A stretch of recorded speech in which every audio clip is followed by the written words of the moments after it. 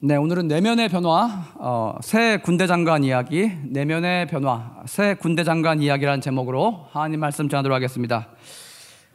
오늘은 같은 보직을 맡았지만 서로 다른 삶을 살아갔던 성경 속 새 장군, 그 장군들에 대해서 같이 살펴보고 비교해보는 시간을 갖도록 하겠습니다. 다윗 시대의 전투란 어떤 것이었습니까, 여러분? 근접전이었어요. 백병전이 주를 이루고 있었습니다. 이와 같은 전쟁 형태에 따라서 체격과 무술이 뛰어난 장군을 지닌 군대가 전쟁에서 승기를 잡곤 했다는 것입니다. 우리는 여러분 이미 동양 무협 소설인 삼국지에서 관우, 장비, 여포, 조자룡, 하우연, 황충 등 뛰어난 무공을 지녔던 그 영웅급 장군들에 대해서 많이 접해봤을 것입니다.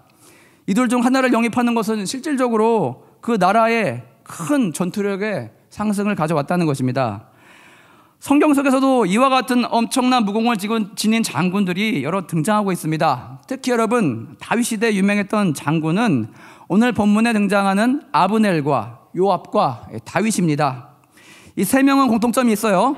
이들은 모두 그가 속한 나라의 군대 장관을 역임했던 대단한 인물들입니다. 오늘날로 치면 국방부 장관 플러스 합참의장 정도 되는 아주 높은 그런 자리입니다.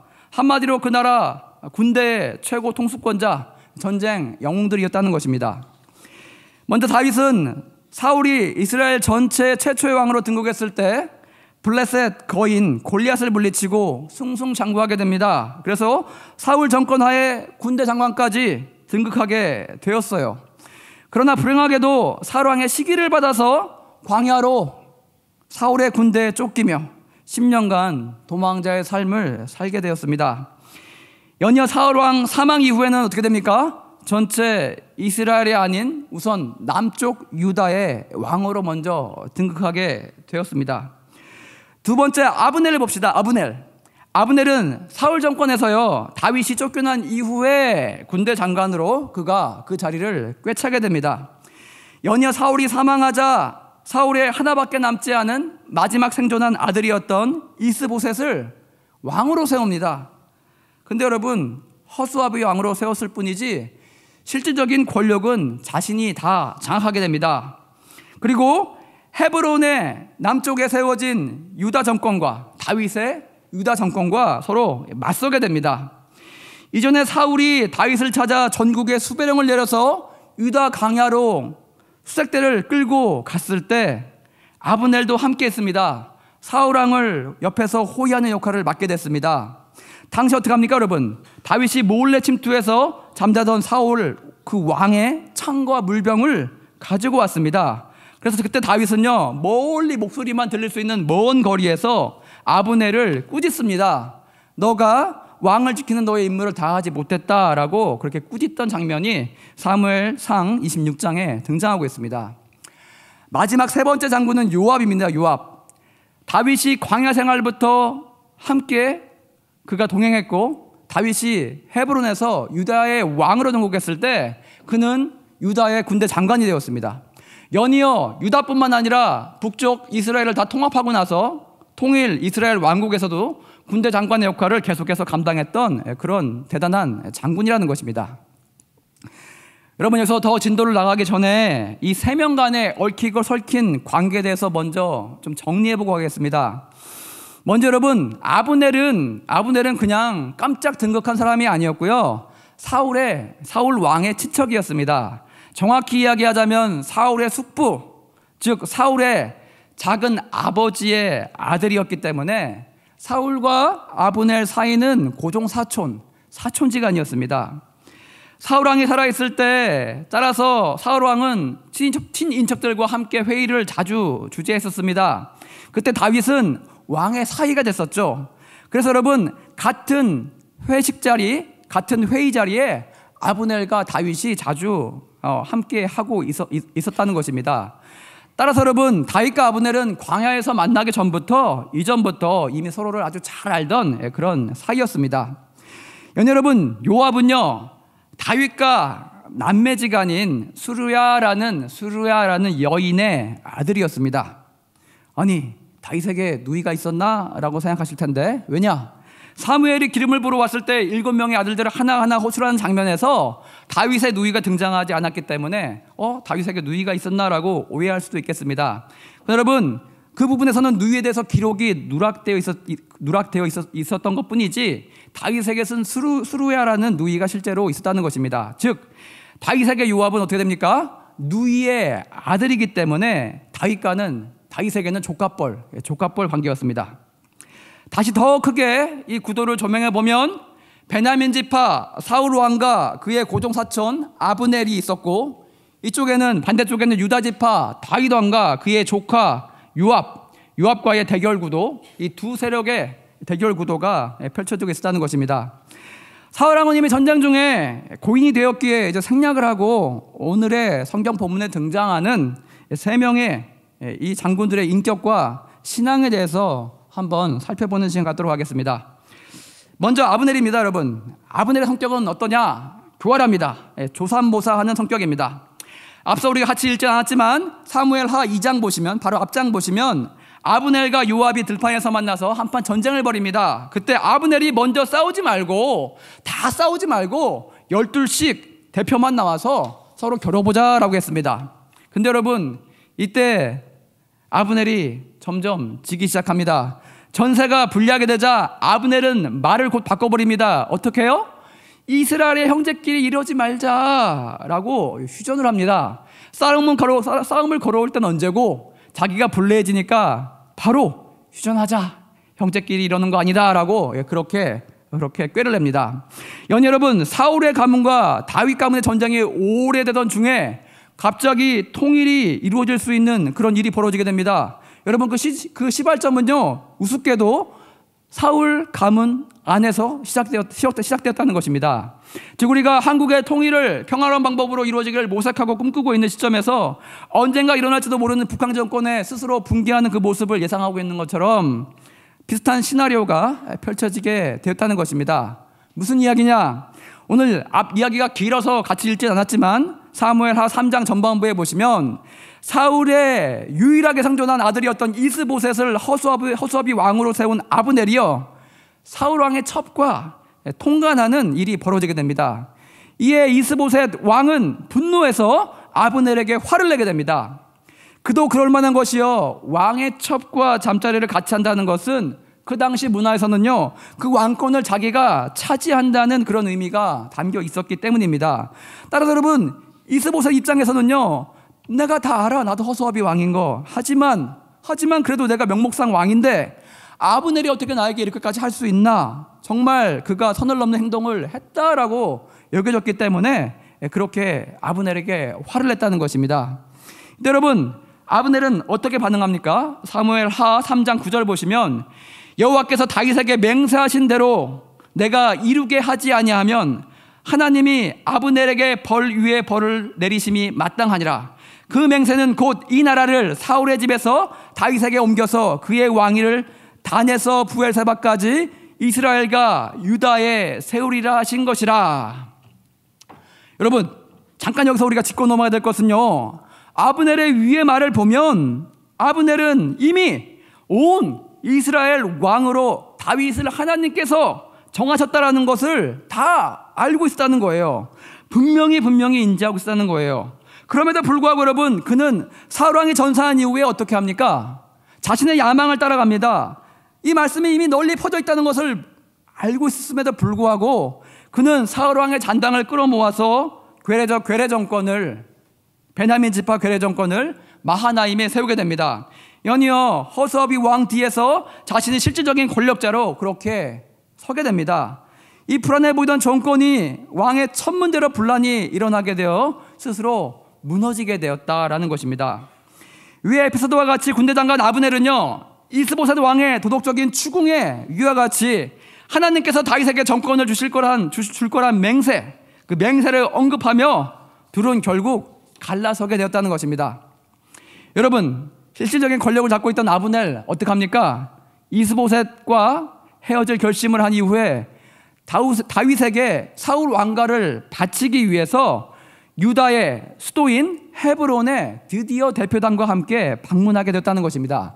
그 이야기가 저와 여러분 같이 읽은 20절에 등장하고 있는 그 장면입니다. 20절 다 같이 한번 소리내어 읽어보겠습니다. 준비 시작. 아브넬이 부하 20명과 더불어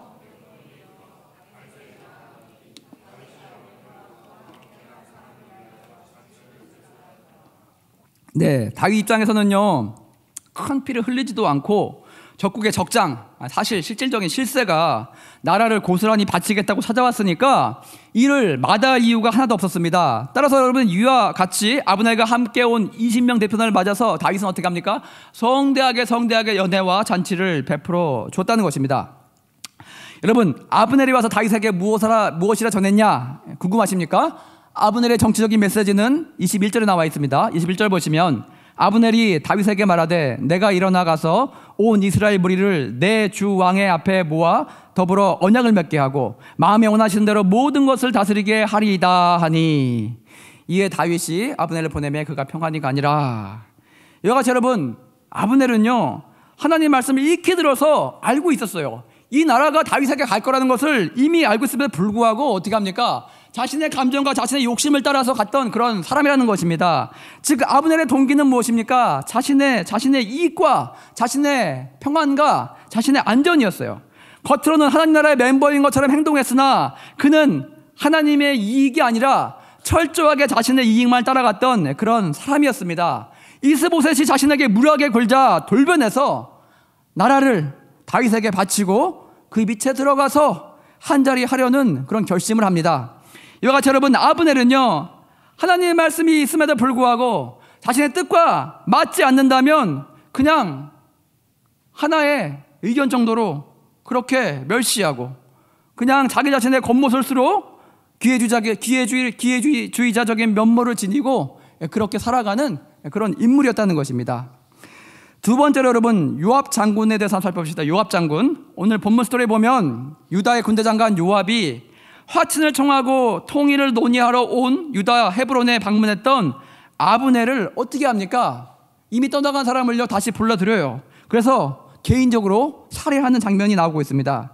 여기서 먼저 여러분, 요압과 아브넬 간에 어떤 일이 있었기에 이런 일이 벌어졌는가? 악연, 흑역사를 한번 살펴봅시다. 바로 앞장 사무엘 하 2장에서는요 아브넬과 요압 간의 전쟁이 벌어졌을 때 요압의 친동생이었던 아사헬이라는 장군이 아브넬에게 전투 중에 죽임을 당하게 됩니다. 왜 이런 일이 벌어지게 되었느냐? 아브넬이 막 도망가고 있었어요. 아까 전쟁에서 져서 전세가 기울어가지고 막 퇴각하고 있었는데 이 어린 아사헬이라는 장군이 공적을 세우려고 아브넬을 계속해서 쫓아오는 것이었습니다. 더 이상 쫓아오지 마라, 내가 너를 죽일 수도 있다 하면서 경고했음에도 불구하고 그는 어린 마음에 공적을 세우고 싶은 마음에 계속해서 말을 달리고 따라 붙었습니다.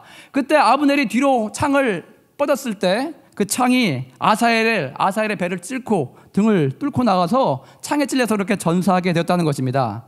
여러분, 요압은 당시에 아브넬을 맞아서 큰 전투의 승리를 맛봤습니다. 하지만 자신의 친동생을 전장에서 이런 크나큰 슬픔에 빠지게 되었다는 것입니다. 그리고 훗날을 기억하면서 복수의 칼날을 갈고 있었다는 것입니다.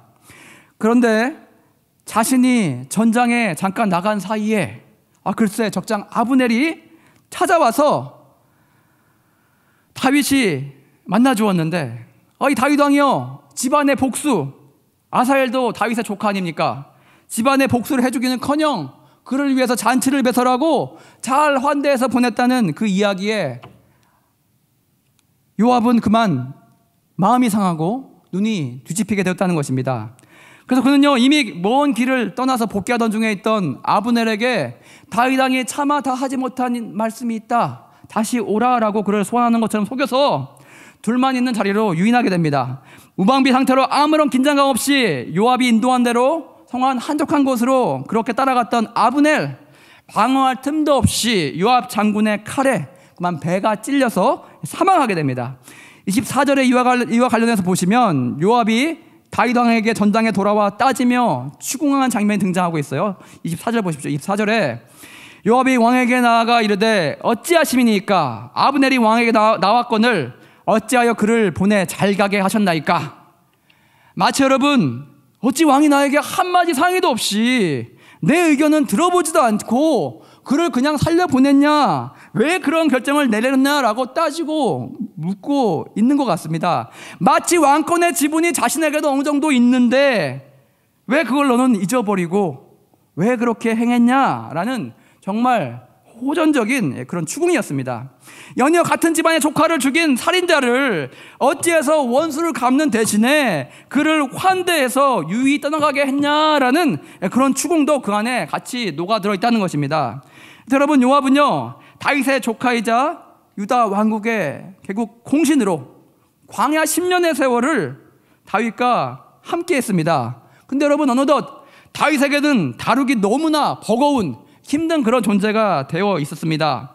다윗이 대해서 39절을 자신의 속마음을 토로하고 있습니다. 39절 보시면 내가 기름 부음을 받은 왕이 되었으나 오늘 약하여서 수르야의 아들인 이 사람들을 억제하기가 너무 어려우니 여호와는 악행한 자에게 그가 그 악한 대로 갚으실지로다 하니라. 즉 요압은요 여호와의 다윗을 향한 맹세, 즉 하나님께서 이 왕국을 다윗에게 주시겠다는 그 맹세를 믿고 같이 행했습니다. 같이 살붙이어서 피붙이어서 그와 함께한 까닭도 있었겠지만 하나님의 말씀이 다윗을 통해서 이루어진다는 그 믿음을 가지고 그 힘든 광야 10년 세월을 다윗과 함께 견뎌냈다는 것입니다. 근데 여러분, 그는 이렇듯 잘 순종하다가요 자신 마음 가운데 이건 아니지라는 생각이 들 때 아브넬은 다윗의 허락도 없이 마음대로 살해를 해서 개인적인 원한을 갖는 일을 서슴지 않고 행하게 됐다는 것입니다. 즉 요압은요 하나님의 말씀을 잘 믿고 따르면서 순종하는 동참하는 인물로 보였지만 결국 어떤 특정 사안에 대해서 다윗과 의견이 나뉘게 되었을 때, 갈리게 되었을 때 언제든지 자신의 의견을 그저 밀고 나갔던 그런 인물이라는 것입니다. 자신의 생각과 자신의 고집 아직대로 행동한 바로 그런 인물이었어요. 마지막 군대장관 출신 다윗을 봅시다. 오늘 요압의 아브넬 살해 사건으로 인해서 온 이스라엘이 떠들썩하게 됩니다. 8시 뉴스, 인터넷 실시간 검색, 신문 일면 기사 모두 적국 사울 왕가의 군대 장관 아브넬 유다 방문 후 돌아가다가 길가에서 요압 장군에게 살해되다, 이런 여러분 헤드라인 떴을 것입니다. 이 소문이 온 이스라엘에 퍼지게 되었을 때 여러분 가장 난감한 사람은 누구였겠어요? 바로 다윗 왕이었어요. 다윗 왕. 생각해 보세요. 오늘로 비유하자면 북한의 실권자가 여러분 서울에 와서 정권을 이양하겠다 약속을 한 이후에 돌아가던 길에 국정원 요원에게 암살당합니다. 여러분, 이건 정말로 엄청나고 심각한 일이 벌어진 것입니다. 첫째, 양국이 이를 빌미로 대규모 전면전으로 갈 아주 크나큰 전쟁의 위협에 처했다는 것입니다. 둘째, 음모론입니다. 다윗이 순진한 적국의 실력자를 자신의 앞마당으로 불러들여서 잘 해주고는, 순진한 척 그렇게 잘 해주고는 뒤로는 요압 장군에게 시켜서 그를 살해라 라고 지시를 내렸다. 그렇게 적국의 실질적인 우환을, 그 장군을 제거하기 위해서 음모를 짰다. 세 번째, 이 사건으로 인하여서 양국의 전국은요 한겨울과 같이 꽁꽁 얼어붙어서 통일은커녕 이에 대한 논의조차 꺼낼 수 없는 그런 형국으로 가게 되었다는 것입니다. 다윗은 요압의 독단적인 살인 사건으로 인하여서 정치적 도덕적으로 여러분 아주 큰 위기에 처하게 되었어요. 이때 여러분 다윗이 이를 어떻게 쳐나갑니까? 오늘로 치면 청와대 기자를 막 불러 모아놓고 해명 기자회견을 하였나요? 아니면 요압에게 이 사건이 좀 진정될 때까지 너 사고 쳤으니까 하와이 좀 가 있어, 좀 가서 좀 쉬고 와, 이렇게 종용했나요? 다윗은 아브넬의 소식을 듣고는 28, 29절 같이 반응하게 됩니다. 28절 보시면 그 이후에 다윗이 듣고 이르되 내리의 아들 아브넬의 피에 대하여 나와 내 나라는 여호와 앞에 영원히 무죄하니, 29절 그 죄가 요압의 머리와 그의 아버지의 온 집으로 돌아갈지어다. 이는 요압이여 아브넬을 죽인 것은 공적인 사안이 아니었기 때문에 이에 대한 책임은요 이스라엘 공동체 전체에 물을 수 없다, 돌릴 수 없다. 오직 요압과 요압의 가문만이 이것에 대한 책임을 져야 한다는 강조적인 의미입니다. 여러분, 연이어서 다윗은요 어떤 해결책을 들고 나갑니까? 이 커다란 사태를 수습하기 위해서 실질적으로 어떤 행동을 하고 있습니까? 31절 보시면 아브넬을 성대하게 장사를 치러줍니다. 어떻게 해요? 세상에 여러분 적국의 군대 장관에게 나라의 국장을 베풀어주고 있습니다. 31절 보십시오. 다윗이 요압과 및 자기와 함께 있는 모든 백성에게 이르되 너희는 옷을 찢고 굵은 베옷을 띠고 아브넬 앞에서 애도하라 하니라. 다윗 왕이 사무엘을 따라가 아브넬을 헤브론에 장사하고 아브넬의 무덤에서 왕이 소리를 높여 울고 백성도 다 우니라. 여러분, 아브넬을 위해서요 사울과 요나단의 전사 소식을 듣고 그가 너무나 슬퍼서 애가를 지어줬던 것처럼 30은 34절 보시면 아브넬을 위해서 또 마찬가지로 슬픈 시를 지어서 그를 기려줍니다. 35절 보시면 또 해가 지기까지 여러분 금식하며 아브넬의 죽음을 전심으로 슬퍼하고 있었다는 것입니다. 이때 여러분 한번 생각해 보십시오. 아브넬의 장례식을 정말 죽어도 가기 싫어했던 한 사람의 얼굴이 떠오르지 않습니까? 그건 바로 여러분 요압 장군이었어요. 하지만 다윗 왕의 명령으로 인해 31절 보시면 할 수 없이 장례식에 참가할 수밖에 없었습니다. 얼마나 뻘쭘했을까요? 자기 자신이 죽인 자의 장례식에 참가해서 소리 높여 울며 애곡하는 그 다윗의 슬퍼하는 모습을 봐야 했던 요압의 심정은 참으로 어려웠을 것입니다. 다윗은요 어떻게 합니까? 요압에게 말로서가 아닌 행동으로서 그의 잘못에 대해서 참교육을 시켜주고 있었다는 것입니다.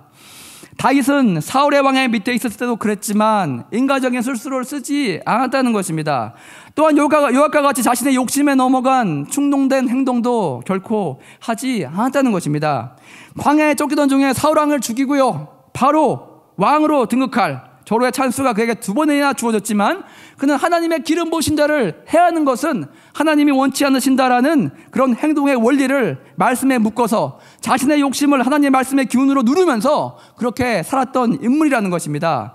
지금도 여러분 도덕적 정치적으로 절대적인 위기 가운데 처해 있는 다윗 술수를 쓰지 않았습니다. 얄팍한 해명으로 변명으로 아니면 그 모든 책임을 다 돌림으로 이 사태를 무마하려 하지 않았다는 것입니다. 그저 아브넬의 장례를요 진심으로 나라의 인재를 통일된 국가에 정말 뛰어난 장군으로 쓰임받을 그런 아주 위대한 그 인물을 잃어버렸다는 것은 잃어버렸다는 그 초점에 맞추고 정말 마음이 다하도록 진심으로 슬퍼하며 그렇게 성대하게 장례를 치러 주었다는 것입니다.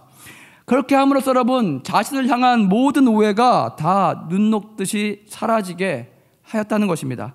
37절 보십시오. 이날에야 온 백성과 온 이스라엘이 내레 아들 아브넬을 죽인 것은 왕이 한 것이 아닌 줄을 아니라. 여러분 다윗은요 진정성으로 위기를 돌파해 나갔습니다. 하나님의 말씀이 자신의 그 감정을 다스리게 맡기고 평화로운 방법으로 이 사태를 진정시켜 나갔다는 것입니다. 일일이 자신을 향해서 일어나고 있는 의혹과 쓰나미와 같이 일어나고 있는 오해 대변인 통해서 기사를 내보내지도 않았고요. 다윗은 그저 묵묵히 행동으로 자기의 마음이 온 백성에게 전달되어질 수 있게 그렇게 노력했다는 것입니다. 결국 어떻게 됩니까 여러분? 모든 혐의가 벗어지게 되고 다윗의 지시가 아니라 요압의 단독 행동이었음이 만천하 온 백성에게 드러나게 되었다는 것입니다. 그래서 우리도 억울할 때 구구절절히 설명할 필요가 없습니다. 그저 자신의 일을 묵묵히 할 때 선하신 하나님의 인도하신 가운데 진실은 언제나 드러나기 마련입니다. 지금까지 우리는 오늘 본문에 등장하는 3명의 군대 장관 이야기를 모두 살펴보았습니다. 같은 보직 하지만 다른 인생이라고 묘사할 수 있겠습니다. 3인 3색이라고 하죠. 3명 모두 군대 장관 출신입니다. 아브넬, 요압, 다윗. 이들의 모습을 통해서 우리는 성도들의 단면을 볼 수 있다고 생각합니다. 먼저 여러분 아브넬은요 하나님의 선택이 다윗에게 있다는 걸 알면서도 자신의 선택을 늘 따라갔습니다. 그렇게 여러분 이스보셋을 왕으로 세웠다는 것입니다. 즉 하나님의 말씀을 들어 알면서도요 그것을 애써 무시합니다. 자기의 뜻대로 살아가려고 하는 그런 인물이었어요. 그가 이스보셋과 헤어질 결심을 한 것도요 첫 문제로 자신의 심기를 이스보셋이 건드렸기 때문입니다.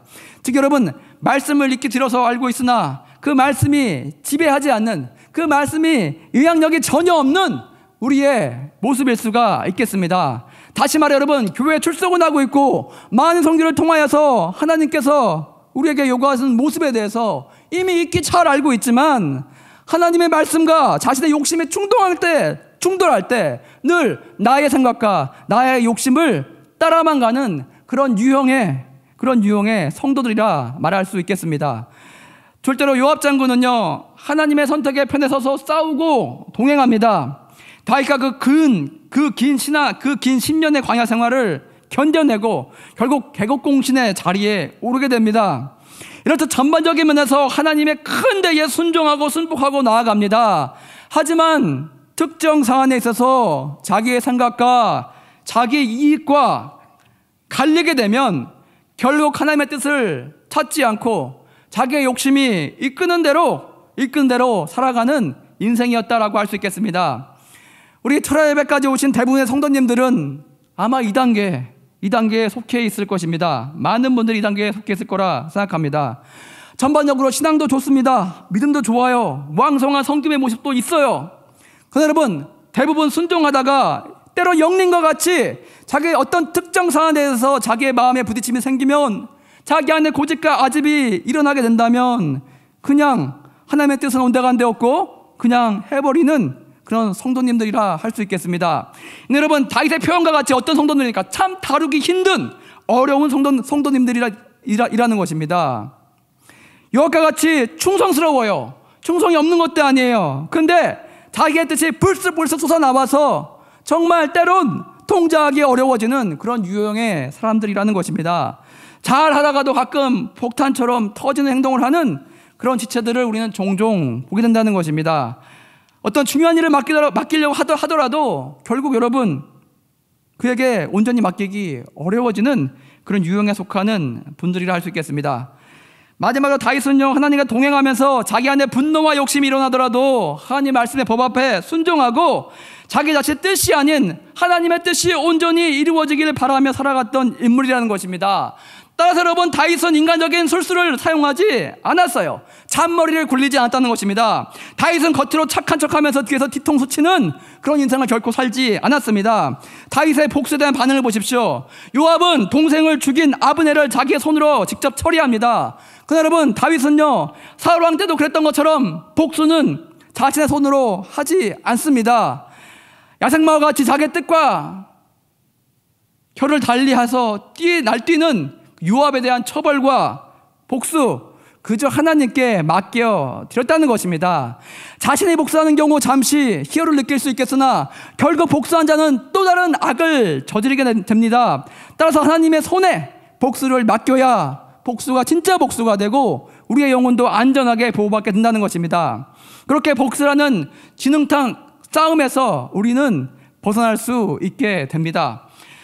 다윗과 같이 할 수 있는 힘과 능력 모두 다 있더라도, 다윗과 같이 복수를 할 수 있는 힘과 능력이 있더라도 하나님 손에 온전히 맡겨드려야 한다는 것입니다. 연예인 여러분, 다윗은요, 적국의 원수까지 마음으로 품으면서 국장을 선포합니다. 정말 아까운 인재가 죽은 것에 대해서 죽음을 선포하고 장례를 치러줌으로써 애도해 주었습니다. 말로 실수로 변명으로 벌어진 사태에 대해서 수습하려고 그렇게 방관하지 않았다는 것입니다. 그저 진정 어린 행동으로 국민들의 마음을 울렸고 백성들의 마음의 오해를 녹였다는 것입니다. 여러분, 부활절을 이틀 앞둔 우리가 이 세 명의 군대 장관의 삶을 살펴보면서 발견할 수 있는 것은 무엇이겠습니까? 이 세 명의 삶의 차이는요, 자기 자신, 즉 자아가 죽은 정도의 차이라고 할 수 있겠습니다. 십자가에서 예수께서 돌아가셨고 그 자리에 우리의 자아도 같이 못 박혀 죽어야 하는데 온전히 그러지 못했기 때문입니다. 아브넬은 시퍼렇게 자아가 살아있어서 십자가 아래에서 그저 예수님의 못 박힘을 구경하던 그런 자의 삶을 살다가 갔습니다. 요압은 예수님께서 맞으신 채찍 정도에 머물러 있었습니다. 하나님께서 세우시는 다윗 왕가를 위해서 몸을 바쳐 피를 흘려 충성을 다했습니다. 하지만 자기 자신을 온전히 죽이는데 십자가에 못 박는 데까지 나아가지 못했다는 것입니다. 자기의 욕심과 정욕을 십자가에 온전히 못 박고 죽는 데까지 나아가지 못했어요. 그래서 대부분 순종했지만 부분적으로는 자기의 욕심을 따라 살다가 죽은 그런 인생이 되었습니다. 마음이 합하면 예수님을 주라 부르면서 순종하였고, 마음이 돌아서면 십자가에 못 박으라 외치던 군중과 같이 때로는 예수님을 외면했던 그런 인생이었습니다. 다윗은 십자가에 자신을 온전히 내어주던 바로 그런 사람이었습니다. 자신이 할 수 있고 하고 싶어도 할 수 있는 능력이 있어도 자기의 욕심을 결코 따라가지 않았다는 것입니다. 인위적으로 자신을 꾸미려 하지 않았습니다. 그저 있는 모습 그대로 하나님 말씀을 붙들고 그 모든 세월을 그는 견뎌냈다는 것입니다. 모든 유혹과 내 안에 다윗의 안에 뿜어져 나오는 모든 유혹과 악의 유혹과 싸워서 이겨냈다는 것입니다. 자신의 욕심을 죽이는 것, 자신의 탐욕을 스스로 무너뜨리는 것, 저와 여러분이 반드시 해야 할 일입니다. 예수를 겉모습으로 닮는데 여러분 멈추지 마시고 내면까지 예수의 성품으로 성령의 능력으로 그렇게 물들어가는 저와 여러분의 변화가 진정한 변화일 것입니다. 그것을 시시때때로 반대하는 우리 자신의 목소리를 우리는 다윗과 같이 철저하게 죽이며 살아야 한다는 것입니다. 그리고 내 안에 나를 대신해서 내 자아의 죽음 이후에 부활해서 사시는 예수의 영으로, 성령의 영으로 그렇게 살아가야 한다는 것입니다. 한국교회가 80년, 90년대 양적인 팽창 이후에 놓친 것은 우리 내면의 변화일 것입니다. 겉으로는 충성스러운 교회 일꾼이 되어서 마음을 다하고 뜻을 다해서 섬기는 것 같지만 언제나 내 안에 나의 자아가 일어서려고 할 때 그것을 잘 막아내지 못하는 우리의 모습, 그 잘못을 우리는 반복하며 살고 있다는 것입니다. 여러분, 중세에서는 중세 가톨릭 교회가 있을 때는 교회가 하나밖에 없었습니다. 왜 그랬냐? 태어나자마자 모두 세례를 받고 유아 세례를 받고 뒤이면 온 국민이 모두 다 교회에 참석했습니다. 예배를 드렸습니다. 성인식, 결혼식, 장례식 모두 예배 가운데 이루어지니까 이 구성원들 모두에게는 우리는 모두 다 믿음이 이미 내재되어 있구나라고 생각하고 그 믿음 이후의 것들만을 신경 쓰면서 집중하며 살아갔습니다. 그것이 무엇이었습니까, 여러분? 선행이에요. 착한 일. 그러나 여러분, 믿음이 온전히 서지 못하는 상태에서 선행은 하나님 앞에 아무런 의미가 없었다는 것입니다. 나의 몸을 온전히 내어줄지라도 선행하며 사랑을 그렇게 베풀어도 하나님의 사랑을 알지 못하면 아무것도 아니기 때문입니다. 이에 종교개혁을 통해서 선행, 즉 착한 일에 앞서서 반드시 먼저 되어져야 하는 선행되어져야 하는 그 믿음에 대해서 강조하기 시작했습니다. 믿음, 그 진정한 믿음, 십자가를 통과하는 자에게 나오는 선행이 하나님 앞에 진정 의미 있는 선행이 되기 때문입니다. 그러니 개신교회는 언제부턴가 믿음과 선교와 봉사의 의무만을 강조할 뿐 변화받은 내면으로 바라지는 하나님을 닮은 내면의 모습에 대해서는 그리 강조하고 있지 못한 것 같습니다. 예수님을 닮은 삶의 향기와 아름다움에 대해서는 우리는 그리 강조하고 있지 못한 것 같습니다. 여러분, 우리 어느 한쪽을 붙잡고 어느 한쪽만을 강조하고 어느 한쪽만이 옳다고 그렇게 여기면 되지 않겠습니다. 우리는 이 모두를 붙잡고 행해야 되겠습니다. 믿을만을 강조하다가 하나님 우리를 향한 진정 변화받는 모습을 우리 안에 우리가 놓치고 있지 않은지 우리는 주의해서 살펴보아야 할 것입니다. 부디 우리 아브넬과 요압의 불완전한 삶이 아닌 하나님 앞에 온전히 주님을 따라갔던 다윗의 삶을 살아가는 저와 여러분의 인생 되시길 주님의 이름으로 축원드립니다. 다 같이 우리 주님 말씀하시면 찬양하시고 기도하고 나가겠습니다.